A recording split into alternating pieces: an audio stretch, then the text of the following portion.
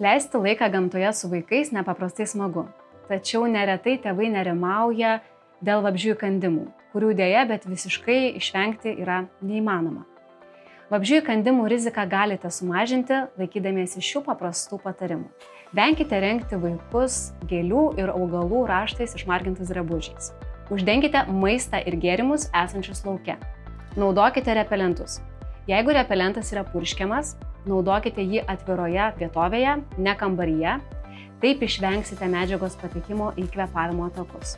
Jeigu repelentas yra tepamas ant odos, tokių rinkoje kur kas mažiau, neleiskite vaikui teptis juo pačiam, vietoj to jūs ištepkite vaiko odą, taip išvengsite medžiagos patekimo nuo vaiko rankų į jo burną. Jeigu taip nutiko, kad vaikui įkando arba įgėlė vabzdys, įkandimo vietą nuplaukite vandeniu su muilu, jeigu liko geluonis, pašalinkite jį pincetu ir padezinfekuokite. Taip pat įkandimo vietą rekomenduojama šaldyti, taip sumažinsite skausmą ir patinimą. Ir venkite kasimosi. Jeigu vaikas labai intensyviai kasosi, jam niežti, gali padėti specialūs kremai ir tepalai nuo niežulio. Na, o jeigu net ir šaldant išlieka skausmas, tikrai galite duoti vaikui vaistų nuo skausmo.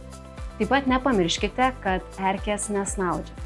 Ir leidžiant laiką gamtoje kartu su šeima, reguliariai apžiūrėkite save ir šeimos narius, ar erkė nevaikšto ant drabužių arba nėra įsisiurbusi į odą. Ankstyvas erkės pašalinimas gali padėti išvengti vienos iš erkių pernešamų, tai yra Laimo ligos. Tikimybė susirgti Laimo liga didėja sulig kiekviena valanda, kuomet erkė būna įsisiurbusi į mūsų odą. Deja, ši taisyklė negalioja kitai erkių pernešamai ligai, tai yra erkiniam encefalitui. Erkė erkinio encefalito virusą gali perduoti iškart, kai įsisiurbia į odą. Ir deja, bet jokio specifinio gydymo šiai ligai nėra.